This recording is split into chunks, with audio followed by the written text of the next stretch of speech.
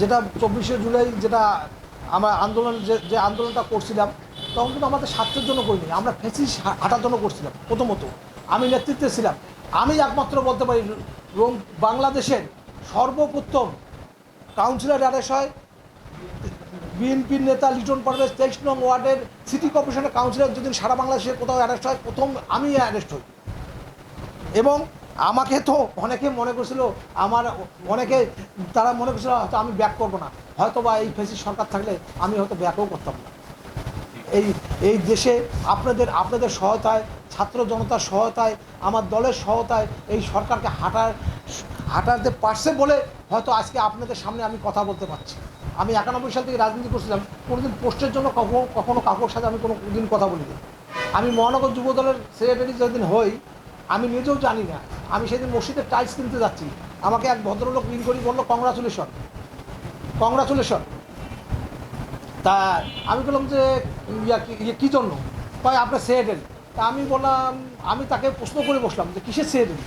তা করছে আপনি মহানগর যুব দলের সেক্রেটারি হয়েছে, নির্বাচিত হয়েছে। তা আসলে আমি পোস্ট পদবীর জন্য কখনো করিনি, আমি লোকাল।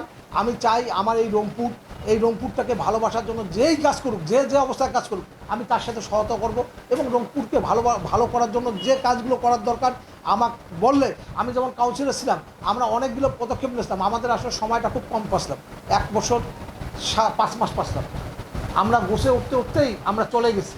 তাই হয়তো বা আমি সময় পেলে হয়তো অনেক কিছু করা সম্ভব ছিল।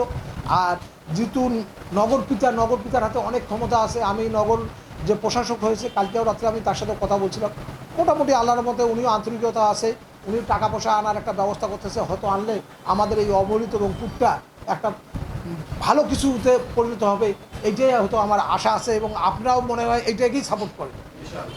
আর এর মধ্যে 2টা বড় পরিকল্পনা আছে, যদি আল্লাহ তাআলা আমাকে বাঁচে রাখে, আমি কথা দিতে চাচ্ছি যে আল্লাহ তাআলা যেন আমাকে বাঁচে রাখে, যদি ওই সময় মতো ওই জায়গা মতো যেতে পারি, তাহলে শ্যামা সুন্দরীকে আমি একটা বিশাল ওর উপরে রোড হবে, নিচে বিশাল 15 ফিট ডাউনে একটা ক্যানাল হবে, ক্যানাল করে আসল রোগ ব্যাধি কোথা থেকে সৃষ্টি হয়?